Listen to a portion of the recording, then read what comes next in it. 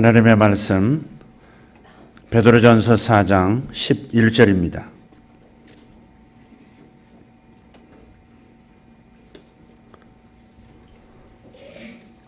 같이 합독합니다.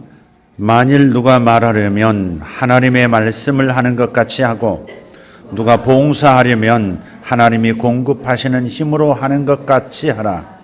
이는 범사에 예수 그리스도로 말미암아 하나님이 영광을 받으시게 하려 함이니 그에게 영광과 권능이 세세 무궁하도록 있느니라. 아멘. 할렐루야. 우리는 365일 모든 날들을 하나님 앞에 지금 봉헌하는 중입니다. 한 해가 시작되는 이 첫머리를 하나님 앞에 올려드림으로써 하나님께서 임마누엘 하실 것을 기대하면서 예배드립니다. 따라서 이 날들을 하나님 앞에 올려드리면 모든 날들의 머리 위에 주님께서 친히 안수하셔서 복되게 하실 것을 믿는 것입니다. 꼭 이 믿음을 가지고 예배드리기를 축원합니다. 2018년 무술년이라고 그러죠? 개띠 맞습니까? 개띠들이여 환호하라. 자, 2018년에 담긴 뜻풀이를 한번 하도록 하겠습니다. 성경에서 숫자를 하나님께서 어떻게 사용하고 계시는지 우리는 찬찬히 들여다보면 알 수 있습니다. 특별히 20이라는 숫자와 18이라는 숫자는 아주 중심축을 놓고 봤을 때 아주 극과 극입니다. 수평으로 중심축을 놨을 때 20은 저 하늘 끝까지 올라갈 수 있는 숫자고 18이라는 숫자는 저 나락으로 떨어질 수 있는 숫자입니다. 하나님은 숫자의 하나님이세요. 우주도 숫자를 가지고 만드셨어요. 과학을 하는 분들 황금 비율부터 시작해서 온 우주의 시스템, 사물들의 생김새 하나조차도 전부가 수리로 이루어져 있다는 것, 보이지 않는 숫자 규칙으로 만들어지고 운영되고 있다는 사실을 아실 겁니다. 그래서 하나님은 수학의 하나님이시고 하나님은 숫자의 하나님이세요. 더욱이 성경 안에서도 하나님은 숫자를 항상 일관성 있게 사용하세요. 예를 들면 이런 겁니다. 온 인류가 멸망할 때 하나님께서는 노아를 통해서 방주를 만들라고 하셨습니다.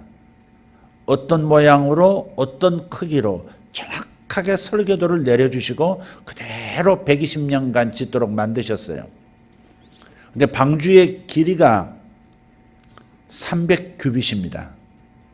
규빗이란 말은 성인 남자의 팔꿈치에서 가운데 손가락 끝까지 길이, 그게 1규빗입니다. 300규빗의 길이를 가지고 있고 높이가 또한 50규빗입니다. 그 방주를 통해서 다 죽어 넘어지는데도 노아의 식구는 살아남았습니다. 그런데 그 숫자가 다시 등장합니다. 사사시대, 이스라엘 정복기를 지나고 정착기에 들어간 사사시대에 기드온을 통해서 하나님이 이스라엘을 적들로부터 구원하실 때 수만 명이 모였지만 다 돌려보내게 하시고 딱 300명만 남게 하셨습니다. 300명을 통해서 이스라엘을 구원하셨습니다. 그래서 하나님께서는 성경을 보면 처음이나 나중이나 숫자를 일관성 있게 사용하심으로써 우리로 하여금 하나님은 숫자의 하나님, 수학의 하나님이심을 알도록 만들어 주셨습니다. 방주에 들어갔던 식구, 8식구입니다. 노아 부부, 세 아들, 그리고 세 자부들. 전부 8식구가만 구원받았습니다. 온 인류가 죽었는데 새로운 인류의 출발을 8로 시작하셨습니다. 그래서 아브라함 때부터 하나님은 당신의 백성으로 특별히 선택할 때 8일 만에 할례를 받도록 남자들은 모두 생식기 표피를 잘라내는 특별히 몸에 구분을 하는 할례 의식을 명하셨어요. 그게 8일째 되는 날 하게 되어 있습니다.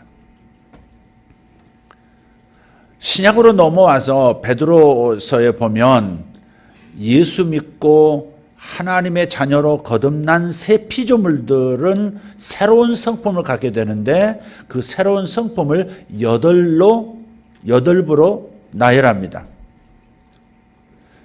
그래서 그 새로운 신의 성품 8가지를 얘기하고 있어요. 9이 될 수도 있고 10가지도 될 수도 있고 100가지도 될 수 있는데 새로운 피조물이 갖는 새로운 신의 성품 8가지입니다. 그러니까 8이라는 숫자는 항상 새 출발, 재창조 할 때에 하나님 말씀하시는 숫자예요. 다른 무수한 숫자들도 다 마찬가지입니다. 하나님께서 일정하게 사용하고 계시고 그 숫자를 성경 안에서만 사용하시는 것이 아니라 성경 안에 표현된 그 숫자를 가지고 우주를 만드신 겁니다. 그래서 우리가 숫자에 대한 지혜가 성경적인 지혜가 있어야 합니다. 그래서 20과 18을 조합해서 2018년으로 되어 있는데 이걸 말씀을 드리죠. 자, 우선 뒤에 있는 숫자입니다. 18이라는 숫자는 100년에 한 번씩 돌아오는 숫자입니다. 성경에서 18이라는 숫자는 좋지 않게 사용되어져요. 예컨대 이런 겁니다. 사단에게 18년 동안 매인받았던 하나님의 딸 이런 표현이 있습니다. 사사기에 가서 보면 그렇게 말씀합니다. 미디안에 의해서 18년 동안 속박을 당했던 이야기들이 나옵니다. 한두 번이 나오는 게 아닙니다. 18이라는 숫자는 얽매임, 구속, 구금, 구인, 저지당함, 갇힘, 얽매임. 좋아요, 나빠요? 아주 나쁘죠. 어떤 사람은 건강에서 갇힌 사람이 있습니다. 얽매인 사람이 있습니다. 사탄에게 구속당한 겁니다.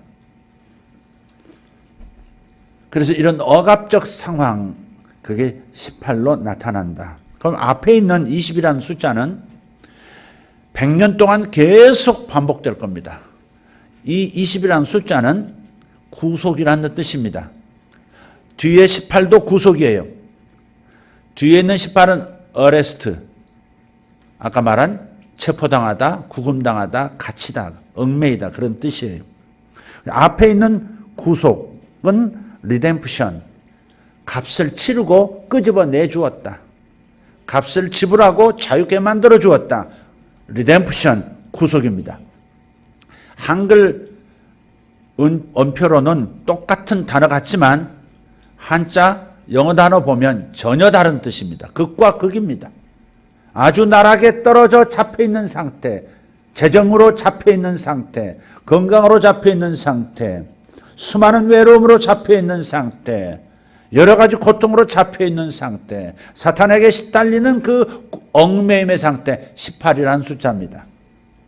그러나 동시에 그 모든 고통에도 불구하고 예수 그리스도의 십자가로 말미암아 모든 영역에서 하나님은 끄집어내 주시는, 돌파하게 하시는, 승리하게 하시는, 자유케 하시는 그 해가 100년 동안 계속될 겁니다. 그래서 하나님의 은혜는 각각의 해보다 더 훨씬 큰 은혜가 담겨 있는 겁니다. 그래서 20세기에 대부흥이 일어나고 있는 겁니다. 저 북미 땅을 휩쓸고 지나가더니 한반도를 복음으로 휩쓸고 지나가게 하시더니 중국도 1억 5천만 명이나 되는 사람이 구원받도록 구속의 역사를 이끌어 가시고 지금은 난민들 속에서 수만 명의 사람들이 예수께로 돌아오는, 사탄에게 매여있던, 구속당했던 18이라는 숫자 안에 갇혀있던 사람들이 20이라는 십자가의 구속의 능력에 의해서 구출되고 있는 상황입니다. 남미의 거대한 부흥의 바람이 불고 온갖 섬에서 부흥의 바람이 불면서 이슬람 세계에서도 예수 믿는 사람들이 무수히 쏟아져 나오면서 하나님의 구속의 역사가 20세기에 들어와서 현저하게 드러나고 있다는 사실을 우리의 마음을 감동하는 것입니다. 자, 아무리 어려워도, 아무리 2018년 어려움이 있어도 주님께서는 믿음을 가지고 십자가의 그 공로를 내 것으로 삼고 믿음으로 받아들이고 믿음으로 선포하고 믿음으로 나아가면 반드시 구속받는, 돌파가 있는, 구원받는 역사가 있을 줄 믿습니다. 올해는 정말 더 강력하게 한동안은 북한이 우리를 계속 구속하려고 시도할 겁니다. 중국 또한 다르지 않을 겁니다. 일본 또한 협조하는 것 같으면서도 우리의 상처에 계속 소금을 뿌리는 일이 반복될 수밖에 없을 겁니다. 러시아도 다시 일어나겠다고 꿈틀거리면서 국제사회에 살아있음을 증명해 보이려고 하고 있는 중입니다. 따라서 2018년도는 매우 위험한, 매우 흔들리는 계절이 될 겁니다. 그럼에도 불구하고 하나님의 교회, 하나님의 성도들이 가져야 할 믿음은, 하나님의 구속은 사탄의 구속보다는 천배만배 크시다. 천배만배 크시다. 그러므로 그 믿음을 가지고 돌파를 경험하고 하나님의 사랑의 구속을 경험하는 저와 여러분 되기를 바랍니다. 이상하게 제 눈에 환상을 보여주시기를 김정은이, 북한의 김정은이 여성 동지들이 입는 복장, 흰 저고리, 검은 치마 입으시었고 횃불 불타오르는 그 앞에 서는 모습을 보았습니다. 그래서 곰곰이 생각해 봤습니다. 이것이 무슨 뜻입니까? 이번에 평창 올림픽 때 하여간 여성을 앞세우고 오려는 시도가 분명한 것입니까? 김여정이라는 사람을 국제사회에 내보임으로써 정상적인 국가인 것처럼 우리도 부드러운 남자야, 우리도 부드러운 국가야, 이렇게 표방하려고 하는 것은 아닌가라는 생각도 해봅니다. 어쨌든 시간이 지나봐야 알 것 같습니다. 그 통통한 친구, 흰 저고리, 검은 치마, 참 이상합니다. 자, 오늘 설교 제목을 한번 보십시오. 어제는 이렇게 선포했습니다. 새해에는 이렇게 말하라 했습니다. 오늘 설교 제목은 이렇습니다. 새해에는 이렇게 행하라. 한번 크게 시작. 새해에는 이렇게 행하라. 네. 자, 이렇게 행하라. 어제는 4가지 말씀드렸는데 오늘은 더블로 8 하고 싶지만 절반 뚝 잘라내고 2가지만 얘기하도록 하겠습니다. 집중하시고 들어주시길 바랍니다. 새해는 이렇게 행하라. 첫째, 확신을 가지고 돌파하라. 확신을 가지고 돌파하라. 어제 말씀은 확신 가지고 말하라 그렇게 말씀드렸죠. 확신을 가지고 분명하게 긍정적으로 없는 것을 있는 것처럼 말하라 그렇게 말씀드렸어요. 그러나 오늘 여러분에게 도전하는 것은 말하는 것을 넘어서서 확신을 가지고 이제 행해야 될 일이 있는 겁니다. 첫 번째가 돌파하는 거예요. 확신을 가지고 돌파하셔야 합니다. 모든 영역에서 여러분은 돌파를 경험하는 해로 선택하시고 그렇게 될 것을 믿으십시오. 어떠한 난관이 있었다 할지라도 올해는 돌파가, 구속의 역사가 있는 해라 믿으시고 전진하시기를 축복합니다. 자, 확신을 가지고 돌파해야 합니다. 확신을 가지고 행동해야 합니다. 그래야만 승리가 돌아옵니다. 말처럼 확신은 행동을 통해서 보여지게 되어 있습니다. 서양의 명언 하나가 있습니다. 너의 행동이 얼마나 크게 들리는지 너의 말이 도무지 들리지 않는다. 너의 행동이 얼마나 큰지, 크게 들리는지 너의 말이 들리지 않는구나. 청년 다윗을 한번 생각해 보십시오. 17살밖에 되지 않았던 청년기에 당시 이스라엘은 블레셋의 한 남자의 위협에 눌려 갇혀 있는 상태였습니다. 자, 아버지는 전쟁에 나가 있던 형들에게 식량을 좀 가지고 갈 것을 다윗에게 지시했습니다. 그리고 전쟁터에, 그 낯선 전쟁터에 처음 들어섰는데 이상하게 전쟁은 일어나고 있지 않고 저쪽 상대 진영에서는 키가 큰 거인 하나, 장수가 고래고래 소리를 지르고 있습니다. 이놈들아, 나와서 1대1로 붙을 놈 있으면 나와봐라. 이 겁많은 놈들아, 주여 절제하게 해주시옵소서. 그러면서 위협을 가하고 있는데 아군 진영, 이스라엘 진영에서는 마치 타조가 머리를 모래밭에다 탁 쳐박고 나 안 보이지? 그러면서 두려워 떨듯이 산 구석으로 들어가 있고 굴 속으로 들어가 있고 도무지 군막 하나만 덩그러니 임금의 군막 하나만 보이고 타고 들어간지 안 보이는 거예요. 그래서 기가 죽었구나, 눌렸구나, 지금 구속당했구나, 그게 다윗이 판단을 한 겁니다. 그래서 그 골리앗, 상대 진영의 장수 골리앗의 말을 들은 다윗이 즉시 반응합니다. 사무엘상서 17장 26절에 이렇게 말합니다. 이 할례받지 않은 블레셋 사람이 누구이기에 살아계시는 하나님의 군대를 모욕하겠느냐. 지금 저쪽에서 이 쪼다들아 나와봐, 지금 그러고 있는 거예요. 주여 절제하게 해주시옵소서. 막 이렇게 하고 있는 거예요. 그런데도 아무도 지금 대항하지 못하고 있는 겁니다. 말로도 대항하지 못하고 있는 거예요. 이게 너무 분했던 겁니다. 하나님을 모르는 저 이방인이 하나님을 알고 있고 하나님을 모시고 사는 우리들에게 이렇게 조롱을 하는데 그 누구 하나 일어서서 반박하지 못하고 칼을 빼들고 쫓아가서 죽더라도 덤벼들어야 할 텐데 말 한마디 못하고 있는 이 상황이 너무 안타까운 거예요. 이 다윗의 확신 있는 말은 왕의 장수들을 감동시켰고 급기야 사울 왕은 다윗을 그의 군막 안으로 불러들입니다.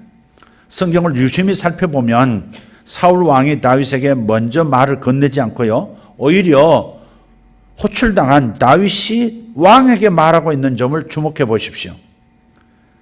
그 다음 27절을 보시면 그렇게 말씀하고 있습니다. 27절입니다. 자, 그로 말미암아 사람이 낙담하지 말 것이라 주의 종이 가서 저 블레셋 사람과 싸우리이다. 26절이네.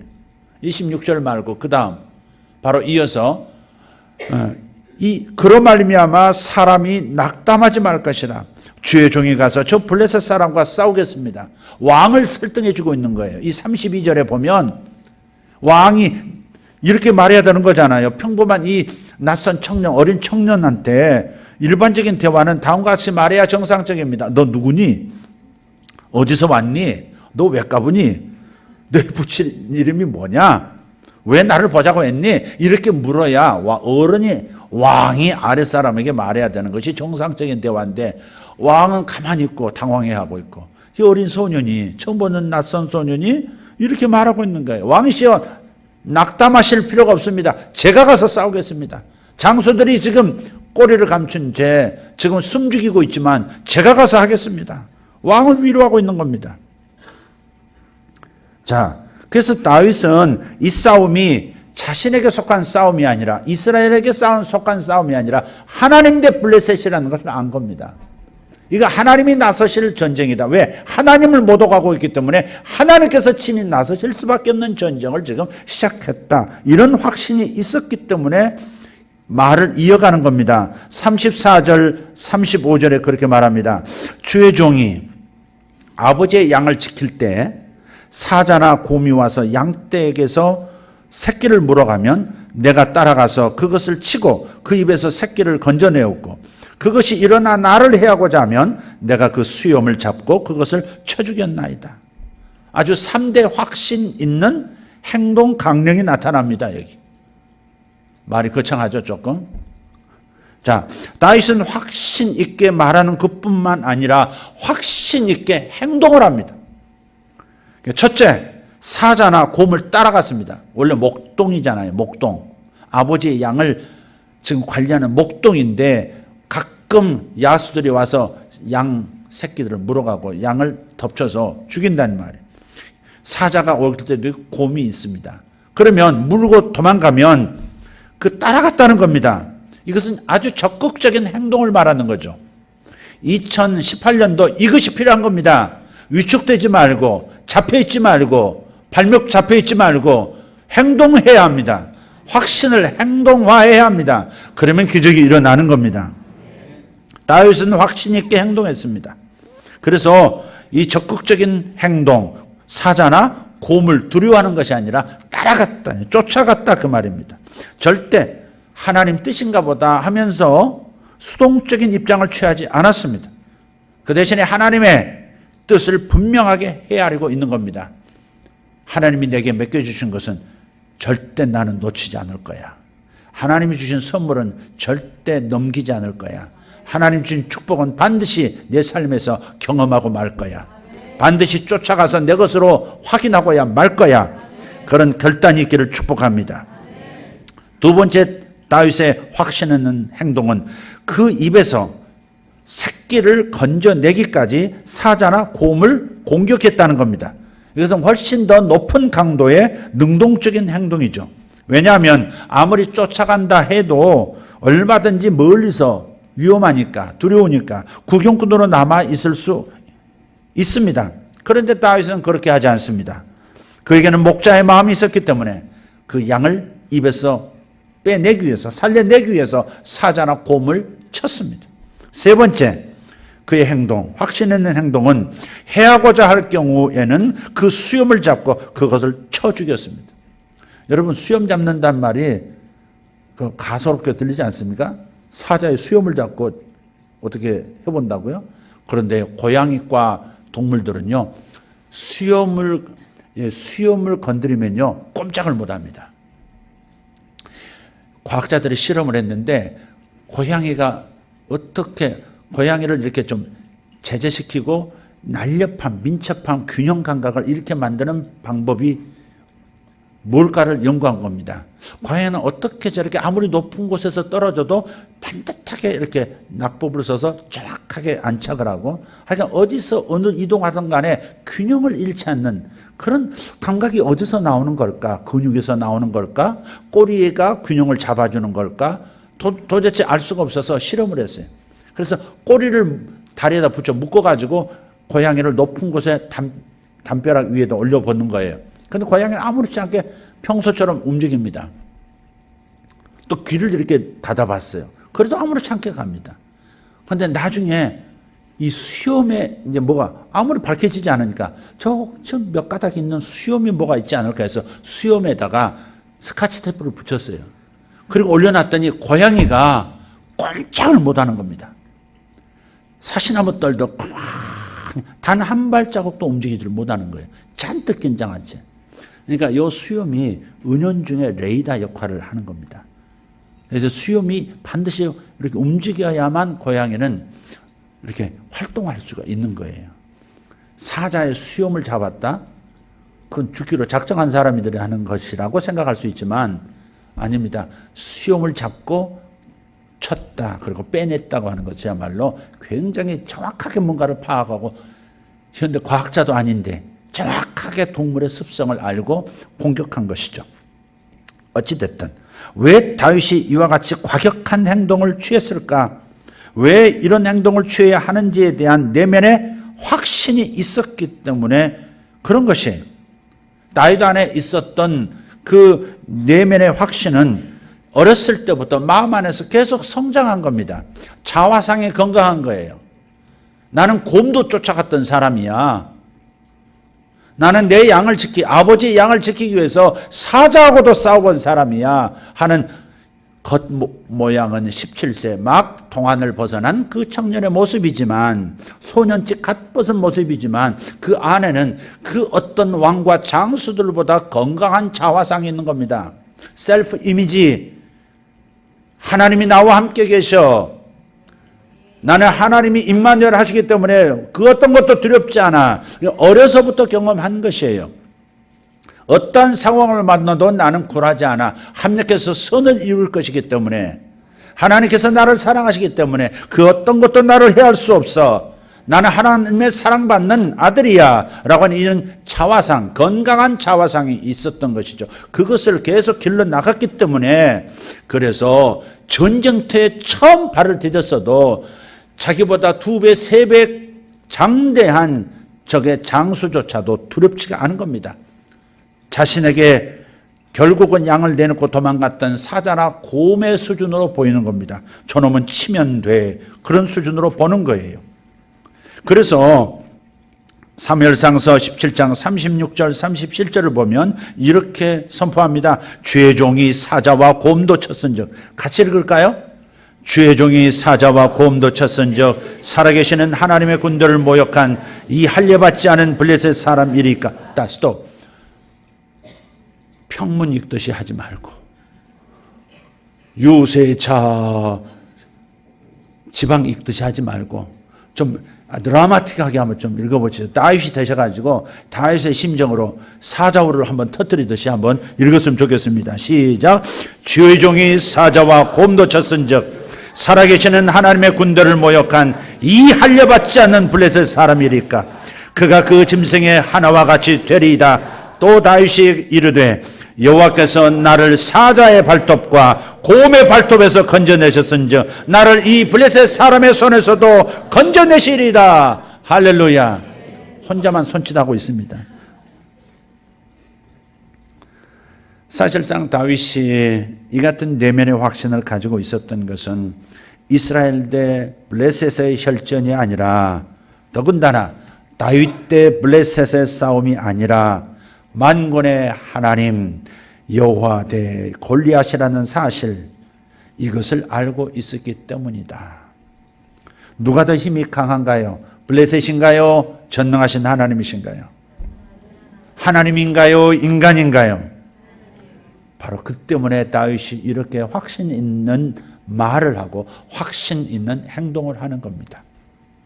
결국에는 그의 말대로 골리앗은 다윗의 손에 의해서 기절했고, 기절한 그의 칼을 빼서 목을 베어버렸습니다. 스타덤에 단번에 올라간 겁니다. 단번에 정치계에 입문하고, 단번에 이스라엘 타임지의 전면에 얼굴이 뜬 겁니다. 17살 목동이, 시골뜨기가 이락 이스라엘의 장군 반열에 들어가고, 특별히 왕의 경비대 대장으로 들어가고, 그러다가 결국 이 목동이 왕이 됐습니다.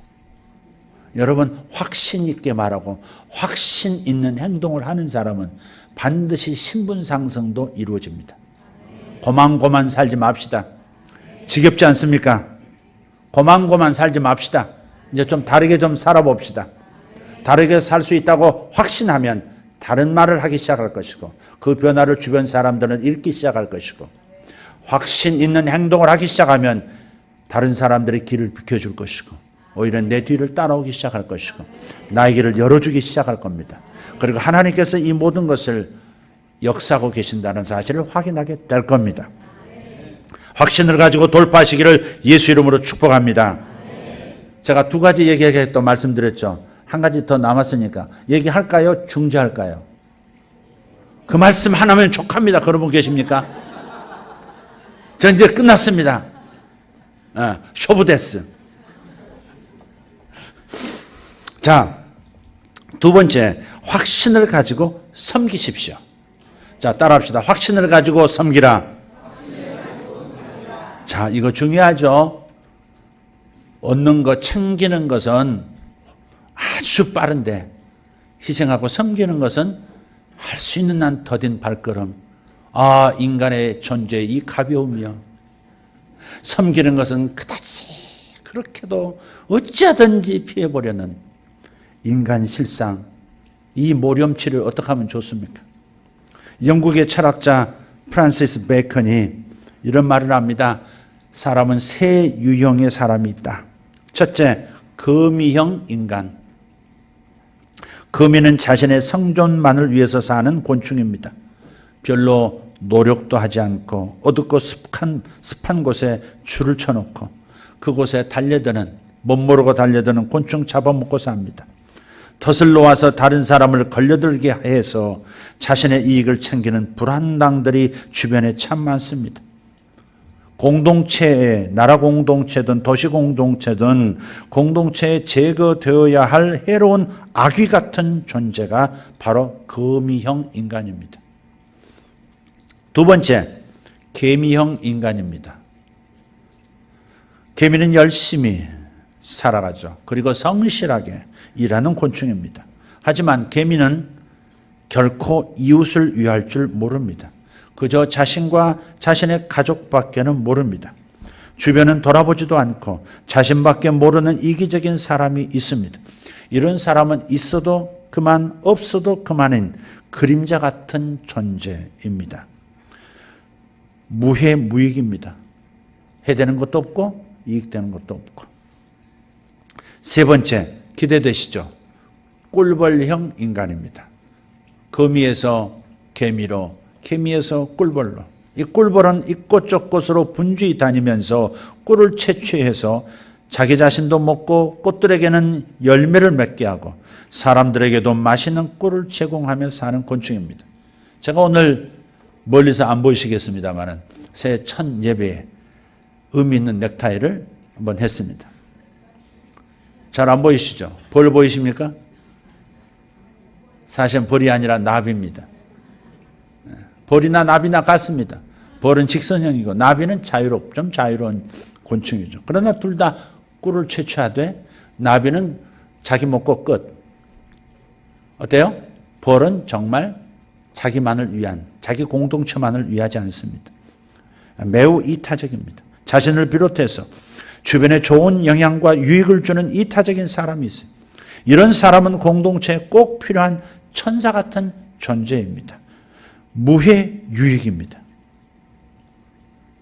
개미는 무해무익, 꿀벌은 무해유익입니다. 섬기는 사람이 꿀벌과 같은 사람입니다. 교회는 이런 섬기는 꿀벌 같은 존재들이 많아야 합니다. 이들은 묵묵히 막혀진 일에 최선을 다하면서 다른 사람이 힘들어하거나 지쳤을 때 조용히 다가가 어깨를 주물러주고 위로하는 사람입니다. 모두가 힘들다고 편한 자리, 편한 일을 차지할 때에도 남들이 피해서 간 그 자리를 말없이 지키고 피해서 간 그 일을 묵묵히 감당하는 사람입니다. 직분이나 목소리를 높여서 인정을 받으려고 하지 않고 땀 흘리는 수고로 인정을 받는 사람입니다. 행동으로 말하는 사람, 꿀벌 인생입니다. 무엇이든지 오른손이 하는 일 왼손이 모르게 하려는 원칙도 가지고 있는 사람입니다. 많은 사람들은 내가 좀 섬겼다면 또 알아주기를 바라고 알아주지 않고 눈치채지 못하면 속상해하는 그런 사람들도 많이 있습니다만 꿀벌 인간은 그렇지 않습니다. 그저 하나님이 지켜보시고 하나님이 칭찬하시는 그거에 흡족해하는 사람입니다. 사실 이 부분에서는 저도 아직도 한참 멀었다. 세상에 이 나이에도 그런 마음을 갖다니 내가 성도들을 보면서 그러지 말라고 저러지 않았으면 좋겠다는 것을 내가 하고 있더라고요. 해외에 나가서 사역을 몇 년 전부터 활발하게 하고 있는 중입니다. 앞으로는 더 그렇게 될지도 모르겠습니다. 그런데 나가서 보니까 이 안과는 또 다른 거예요. 정말 혼신의 힘을 다한다. 뭐 그렇게 정지가 뭐 이렇게 그렇게 완벽하게 말할 수는 없지만 저는 설교만 하고 돌아오는 사람이 아닙니다. 설교도 양질의 설교를 하려고 거기에 꼭 맞는 설교를 하려고 하나님 앞에 엎드리고 그걸 구해서 선포하고 다들 좋아합니다. 그러나 저는 다른 목사님과 달리 저는 또 다른 사역이 있지 않습니까? 한 2시간 설교한다면 기도해 주는 시간이 한 10시간은 되는 겁니다. 5배 혹은 그 이상 10배까지도 됩니다. 어떨 때는 새벽에서야 사역이 끝나고 한 사람 한 사람 그 사람을 위로하고 그 사람 안에 모든 그 가시들을 제거하고 예언적 메시지를 해서 사람이 살아나도록 만드는 그 일, 그들의 미래가 하나님과 동행할 수 있도록 안내하는 그 일은 적은 일이 사실은 아닙니다. 힘들기도 합니다. 그런데 다른 목회자들하고 다른 사역을 제가 더 3배, 4배, 5배 수고하는데도 불구하고 그렇게 저를 존중하는 그 모습이 없는 모습을 볼 때 그 존중의 표현은 여러 가지로 나타납니다. 아, 내가 이 정도밖에 예우를 못 받는구나 섭섭할 때가 있더라고요. 그리고 그게 박히더라고요. 이 동네는 다시 안 오고 싶다. 발에 먼지를 털고 싶을 욕망까지. 거기는 오바입니다. 그런데 마음이 한편에 참 이런가. 저는 다른 것보다도 내가 이런 수준밖에 저들에게 안 보이나. 사실은 저들은 눈물을 펑펑 흘리고 담임 목사님부터 모든 사람들이 내가 내 일생에 정말 귀중한 걸 선물을 받았습니다 라고 다 말하면서도 정작 그들이 나를 가시적으로 예우할 때는 그게 아닌 것을 발견할 때 그런 거예요. 성도들도 그럴 수도 있다고 생각하게 됐어요. 그 속내를 또 영원한 나의 영적 버딘 정만호 장로님에게 또 앉아서 슬쩍 흘렸습니다. 참질 못하고 슬쩍 흘리고 나서 어제 종일 후회하고 주여 내년은 절대 이런 발언이 나오지 않도록 주여 제 마음을 지켜주십시오. 내가 뭐 때문에 그렇게 이런 내 속내 내 이 서운함을 얘기했을까? 장로님에게가 아니라 다른 사람에 대한 그 감정을 뭐하러 노출을 했을까? 공개적으로 스미마생. 여러분이 하도 일본을 미워하는 분들이 많은 것 같아서 제가 일본말을 가끔 말도 안 되는 소리를 좀 합니다. 자, 그래서 오른손이 하는 일을 왼손이 모르게 해야 하는 것이 정상적인 그리스도의 마음인데 목사라는 사람이 그 수준밖에 아직도 그 담을 넘지 못해서 섭섭함에 물이 고여서 냄새 폴폴 풍기는 모습이 너무 좀 괴로운 거예요. 진정한 섬김에는 소리가 없습니다. 진정한 소리에는 섬김이 없는 겁니다.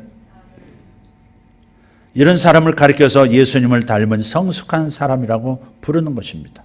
그리고 우리 주님께서는 바로 이런 사람을 찾고 계십니다. 어느 시골 교회가 건축을 하게 됐습니다.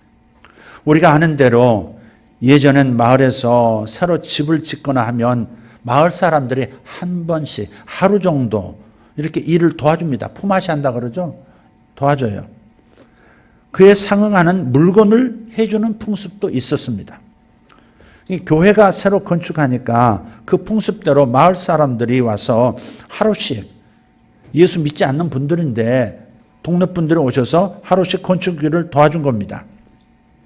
그런데 그 마을에 유지이신 한 노인이 일보다는 무언가 의미 있는 물건을 교회에 해주고 싶었던 거예요. 좀 유지시니까 돈도 좀 있으셨어요.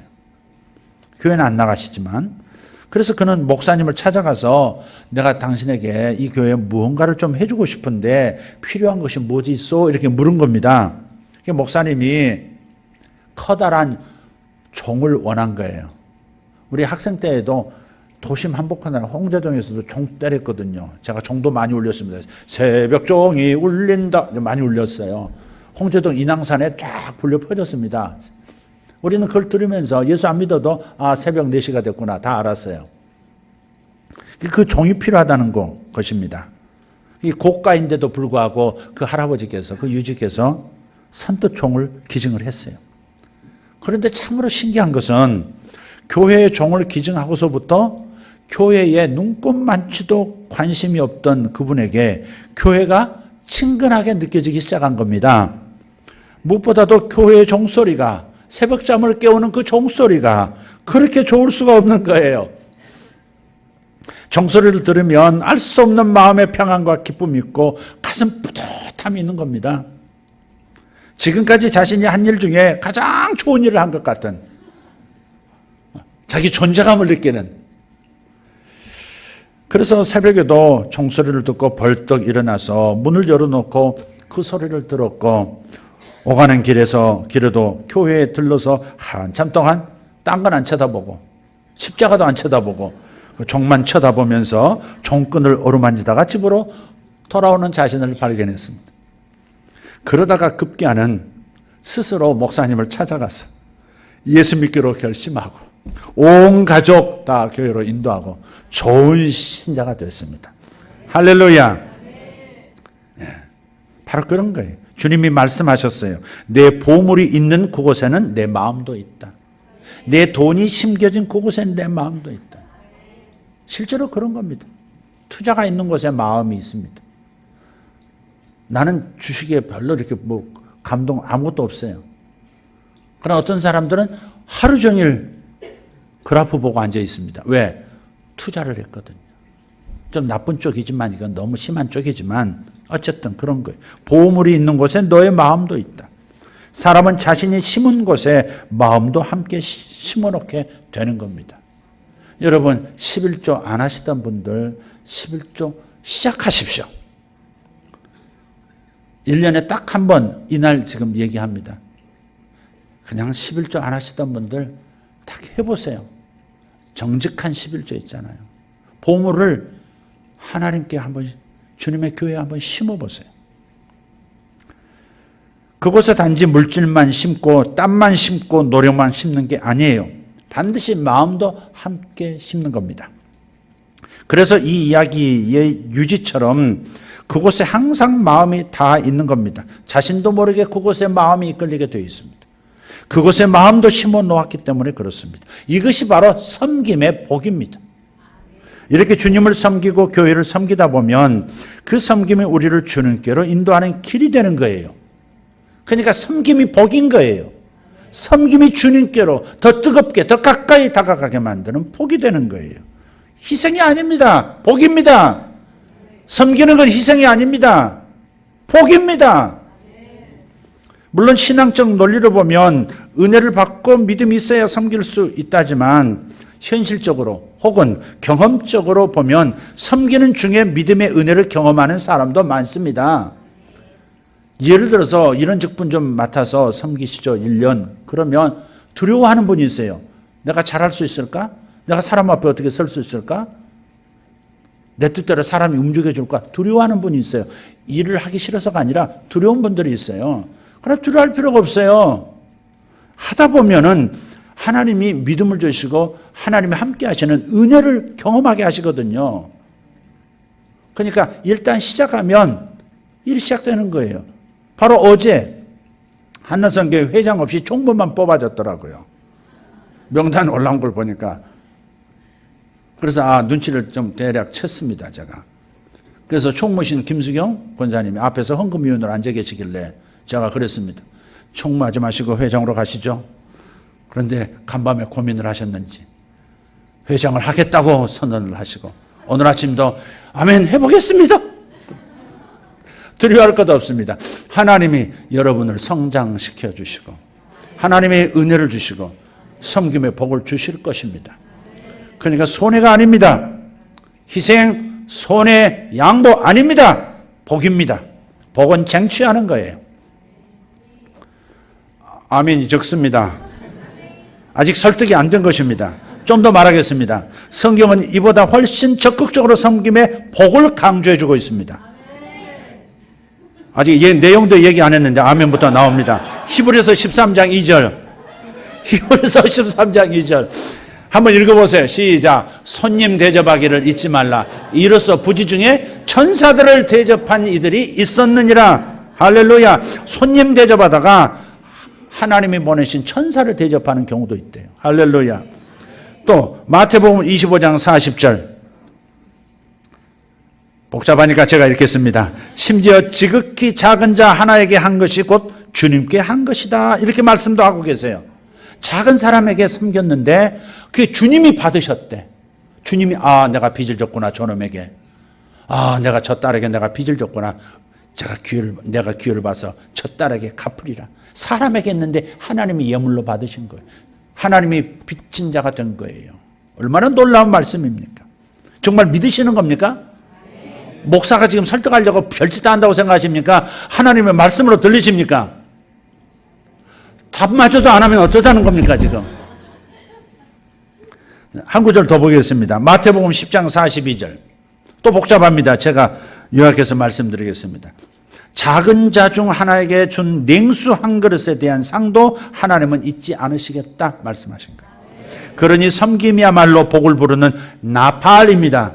섬기는 사람은 조용히 오른손이 왼손 그저 사람에게 확인받으려고 하지 않고 섬기고 있지만 사실은 영계 안에서는 나팔소리처럼 하나님의 귀에는 나팔소리처럼 그의 손의 움직임이 거대한 하늘을 움직이는 그러한 천상의 바람처럼 그렇게 보이는 거예요. 오늘 본문을 보십시오. 두 가지 전제가 사실 나타납니다. 어제 읽었던 본문 똑같이 읽었어요. 자, 두 가지인데 두 가지를 주목해 보세요. 누구든지 말하려거든 하는 게 있어요. 말하려면, 만일 누가 말하려면 있어요. 그 다음에 저 뒤로 가서 또 있어요. 일하려거든 그래 돼 있어요. 두 가지입니다. 말하려거든 어떻게 하라고요? 확신 있게, 분명하게, 긍정적으로 없는 것을 있는 것처럼 말하라. 자, 그러면 일하려면 어떻게 해야 돼요? 확신을 가지고 하나님이 나를 통해서 일하고 계신다는 확신을 가지고 행하면 되는 거예요. 그래서 교회는 두 가지 은사가 있어요. 말하는 은사, 또 하나는 섬기는 은사. 이 두 가지 범죄의 은사로 크게 대별이 돼요. 잘 알아두세요, 여러분. 말하는 것도 결국 섬기는 거지만 그러나 외적인 양태로 보면 말하는 은사와 섬기는 은사가 있어요. 그러니까 입으로 말하는 은사, 몸으로 섬기는 은사예요. 로마서 12장에 보시고 고린도전서 12장에 또 보죠. 똑같이 12장에 있어요. 고린도전서 12장, 로마서 12장을 읽어보십시오. 결국 말하는 은사와 섬기는 은사 두 가지로 나눠져 있어요. 자, 그러면 목적이 뭐냐? 이 두 가지 은사를 교회에 성도들에게 다 주시는 이유는 뭐냐? 두 가지 모두 하나님이 영광을 받으시게 하려 함이라 그랬어요. 사람이 영광이 아니라 하나님이 영광 받으시게 하기 위해서 은사를 주셨다. 말하는 은사, 섬기는 은사. 저는 무슨 은사를 가지고 있는 사람입니까? 저는 물에 빠지면 이 부분만 뜨게 되어 있을 겁니다. 말하는 은사입니다. 대부분은 어떤 은사예요? 섬기는 은사. 물에 빠지면 얼굴이 처박히고 온몸이 뜨게 되어 있습니다. 그래서 말하는 은사와 섬기는 은사가 있습니다. 자, 목적은 뭐예요? 무조건 하나님의 영광. 무조건 하나님의 영광을 받으셔야 한다. 그래서 말하는 은사를 사용하려면 어떻게 하든지 어제 말씀했고 오늘 섬기는 은사를 지금 말하고 있는 겁니다. 한 구절 더 찾아보겠습니다. 요한복음 12장 26절입니다. 한번 같이 읽을까요? 사람들이 나를 섬기려면 나를 따르라. 나 있는 곳에 나를 섬기는 자가 거기 있으리니 사람이 나를 섬기면 내 아버지께서 그를 귀히 여기시리라. 아멘. 자, 섬기는 자가 왜 복을 받게 되는지 구체적인 이유를 두 가지로 말씀하고 있어요. 하나는 나 있는 곳에 나를 섬기는 자도 거기 있으리라 그랬어요. 하나님과 동행하는 축복. 올해 표어가 뭡니까? 동행 그리고 섬김이에요. 하나님이 나와 동행해 주시고 나 또한 하나님과 동행하는 거예요. 주님이 계신 곳에 나도 거기 있고 내가 있는 곳에 주님도 거기 있어요. 왜요? 섬기는 사람은 주님이 계신 곳에 함께 있게 된다는 겁니다. 당연하죠. 누군가를 섬기고 혹은 무엇인가를 섬기기 위해서는 반드시 함께 있어야만 합니다. 함께 있지 않으면 섬길 수 없습니다. 섬기지 않는 사람은 함께 있지 않고 있기 때문에 그렇습니다. 부모님을 섬기려면 부모님과 함께 있어야 합니다. 어려운 이웃 섬기려면 그들과 함께 있어야 합니다. 어떤 공동체를 섬기려면 그 공동체 안에 있어야 합니다. 그러니 주님을 섬기는 자가 주님이 계신 곳에 있는 것 당연합니다. 그리고 주님과 함께 있으니까 하는 일마다 주님을 위한 일, 주님께 하는 일이 되고 주님은 그가 하는 이 일이 지극히 작은 일을 할지라도 그 섬김을 주님은 기억하시게 되는 겁니다. 아무튼 주님이 우리와 함께 하시는 것 자체가 우리에게 복인 줄 믿습니다. 이런 복을 섬김을 통해서 경험하게 되시기를 축복합니다. 다른 하나, 그것은 내 아버지께서 그를 귀히 여기시리라. 이게 섬김의 복입니다. 하나님 아버지께서 섬기는 사람을 귀히 여기신다는 것이에요. 함께하는 것이 중요합니다. 하지만 함께하고 있는 그가 어떻게 대해주느냐가 더 중요합니다. 함께 하면서 벌레처럼 종으로 여긴다면 그것은 불행이고 저주입니다. 섬기고 뒤치다거리 다 하는데도 그런데 종처럼 여기면 내게는 불행이요 저주다. 그런데 하나님은 섬기는 사람을 귀히 여기신다는 겁니다. 한번 따라합시다. 하나님은 섬기는 사람을 귀하게 여기신다. 아멘. 그래서 이것이 섬김이 복이 되는 또 하나의 이유가 되는 겁니다. 특히 이 말씀은 섬김에 대한 이해를 완전히 바꿔놓는 충격적인 말씀이에요. 솔직히 사람들은 섬기는 일이나 섬기는 사람을 귀하게 여기지 않습니다. 사람들이 성공해서 출세하려고 한 이유가 뭡니까? 더 많이 섬기려는 데 있기보다 굴림해서 가졌으니까, 대장이니까 부리면서 살려는 데 있는 겁니다. 이게 세상입니다. 복음서에서 확인할 수 있듯이 제자들이 주님을 따른 이유도 여기 있습니다. 영의정, 좌의정, 우의정 하고 싶었던 이유가 굴림하고 싶어서, 부리는 자가 되고 싶어서 주님을 따랐던 것이죠. 하지만 우리 하나님께서는 섬기는 사람을, 바닥에서 섬기는 사람을 귀히 여기신다는 겁니다. 이게 세상과 다르고 사람과 다른 겁니다. 하나님께서 귀히 여기시면 하찮은 사람도 존귀한 사람이 되는 줄 믿습니다. 하나님께서 귀하게 여기시면 별 볼 일 없는 일도 귀한 일 됩니다. 아멘. 다시, 하나님께서 귀하게 여기시면 별 볼 일 없어 보이는 일도 귀한 일이 되는 거예요. 그렇기 때문에 섬김은 주님 가까이, 그리고 하나님께 귀한 존재가 되게 하는 비결이다. 그러니 사랑하는 예수세계교회 성도 여러분, 섬김을 영광으로, 기쁨으로, 그리고 특권으로 여기시기를 축복합니다. 한 이야기를 하고 마치도록 하겠습니다. 2차 세계대전이 끝나갈 무렵에 독일 스트라스부르라고 하는, 현재 프랑스 땅에 편입이 되어 있는데요. 그 땅에 있는 어느 교회에서 지체들이 아주 중요한 안건을 놓고 모였습니다. 그 뭐냐면, 교회 마당에 세워진 예수님의 커다란 동상이 전쟁의 와중에 폭격을 받아서 두 팔만 덩그러니 떨어져 나간 거예요. 이 동상을 그래서 어떻게 복구할 것인가 하는 것이 안건입니다. 떨어져 나간 두 팔 부위만 다시 복원해서 붙일 것인가, 아니면 전체를 다시 제작할 것인가, 이 문제를 놓고 교회 지도자들이 서로 고민을 하고 있는데, 회의에 참석했던 어떤 성도가 이런 제안을 내놨습니다. 폭격에 맞아서 두 팔이 떨어져 나간 주님의 동상을 그대로 두자 하는 겁니다. 붙이자, 새로 제작하자가 아니라 그대로 두자.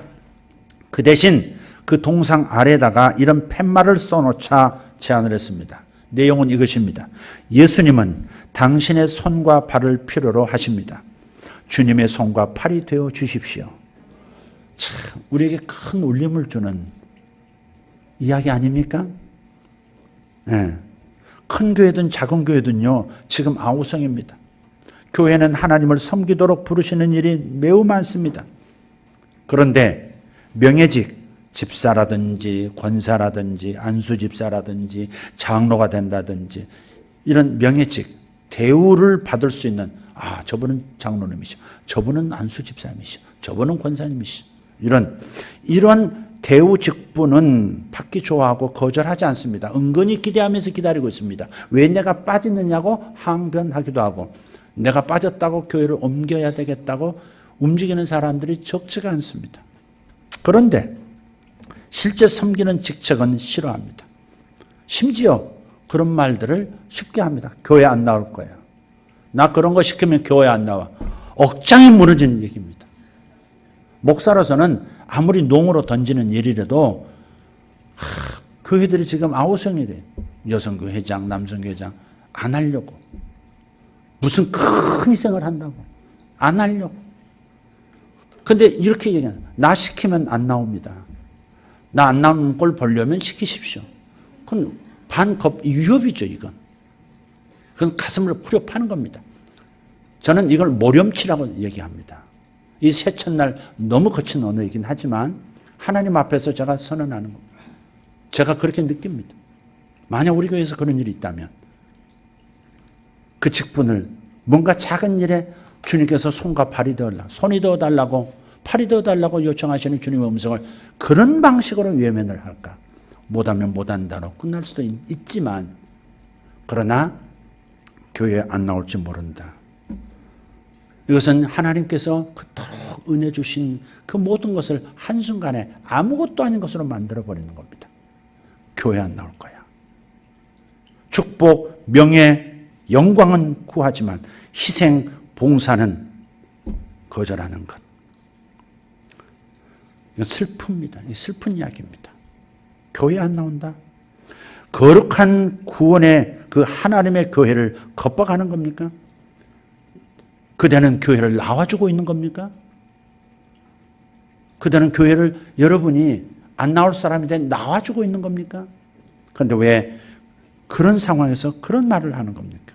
선심 쓰는 거 아니지 않습니까? 좀 가슴 아픈 얘기지만 이런 일이 있었습니다.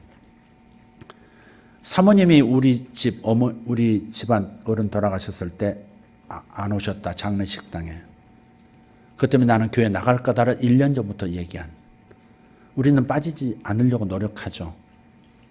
제가 못 가면 토요일 날 일어나거나 그러면 저는 못 움직입니다. 모두를 위한 존재이기 때문에 안 움직입니다. 그럼 아내가 갑니다. 근데 그날도 어떻게 해서 예약된 다른 일이 너무 급해서 못 갔습니다. 다른 집은 다 가놓고 왜 사모님은 우리 장례식이 안 왔어? 그걸 1년 전부터 얘기하더니 드디어 어느 날 The end of the world 종치고 사라졌습니다. 부부가 사라졌어요. 너무 안타까운 일입니다. 본인 정작 자신은 단 한 번도 거의 애경사에 얼굴 한 번 비치지 않던 사람인데 어쩌면 교회에 덮어씌우고 가는 겁니까? 우리가 지금 이 세상 현실이 그런 겁니다. 좋은 것은 내가 챙기고 희생하는 것은 거절한다. 이런 겁니다. 그런 분 혹시 계시다면, 그런 마음도 먹은 분이 계셨었다면 회개하시고 다시 헌신하셔서 하나님을 기쁘시게 해드리기를 예수 이름으로 축원합니다. 아멘. 믿는다는 것은 섬기는 겁니다. 그것은 주님을 섬기는 거예요. 주님을 섬긴다는 것은 주님의 손과 팔이 되는 겁니다. 주님의 손이 되고 팔이 되어서 주님의 몸인 교회를 섬기고 몸에 지친 교우들을 섬기고 이웃을 섬기고 세상 섬기는 겁니다. 주님께서는 우리더러 이렇게 주님의 이 일을 하시는 손과 팔이 되어달라고 요청하고 계시는 겁니다. 쓰라린 상처로 괴로워하는 영혼을 어루만져주는 손, 질병으로 지친 영혼을 치유하는 손, 인생의 실패로 낙심해서 주저앉아 있는 그 영혼을 불쌍히 여기고 일으켜주는 손, 고단한 인생길에서 길을 잃고 방황하는 영혼을 이끌어주고 인도하는 손, 이런 영혼을 품어주고 안아줄 수 있는 팔이 되어달라고 하나님은 요구하고 계시는 거예요. 주님은 또한 눈이 되어주고 귀가 되어주고 입이 되어주고 발이 되어달라고 지금 하시는 겁니다. 주님의 심장이 되어달라고도 요구하시는 겁니다. 이와 같은 주님의 간절한 요구에 기꺼이 응답하는 여러분 되기를 바랍니다. 잘못 결정하시고 잘못 발언하시고 잘못 마음 먹었으면 지금 이에 출발하는 이 시점에 빨리 제거하셔야 합니다. 2012년도 600여 명의 대학 교수들이 모여서 사자성어, 올해의 사자성어로 제국포신이라는 사자성어를 내놓은 적이 있습니다. 그와 비슷한 그런 사자성어가 올해 1000명의 교수들이 모여서 공동으로 선언했습니다. 그 뭐냐? 파사현정. 그러니까 파괴할, 파쇄할 파, 간사할 사, 나타나게 할 현, 바를 정. 간사한 것을, 쓰레기 같은 것을 파하고 바른 것을 드러나게 하자. 왜 사자성어를 좋아하는지 요즘 중국에 자꾸 기울어지니까 사자성어도 기분이 나쁩니다. 사실은. 이것도 떨어주시옵소서. 하여간 여러분 빨리 이해 출발하기 전에 적어도 주님과의 관계에서 섬김을 싫어하는 무모한 발언을 하는 것들, 다시는 불행을 불러는 그런 생각들은 다시는 하지 않겠다고 결심하여 회개하시고 그리고 다시 헌신하시기를 바랍니다. 어제 한나회 우리 총무님 하루 저녁 사이에 그렇게 예스라고 해주신 거 고맙습니다. 총무는 편한데 회장은 부담스러웠다. 그러나 하겠다고, 부족하지만 하겠다고, 섬기겠다고, 아주 아름다운 겁니다. 2018년 무술년 개띠 아모스서에는 충성스러운 하나님의 종을 개라고 표현합니다. 여호와의 포도원을 지키는 개, 하나님의 목장을 지키는 개, 우리 충성스러운 개띠들이 되시기를 바랍니다. 사실은 저는 닭띠입니다만은 올해 개처럼 살아보려고 하고 있습니다. 새해는 확신을 가지고 두 가지 행하십시오. 첫째, 모든 영역에서 돌파를 경험하십시오. 두 번째, 하나님의 공급을 확신하고 교회를 섬기십시오. 아멘. 주님, 이 선포가 우리의 기도가 되게 하시고 이 설교가 저들의 인격이 되게 하시고 저들의 확신은 행동으로 나타나 섬김의 복을 누리고 돌파의 축복을 누리는 2018년 예수세계교회 모든 성도들이 되게 하여 주옵소서. 예수님의 이름으로 기도하옵나이다. 아멘.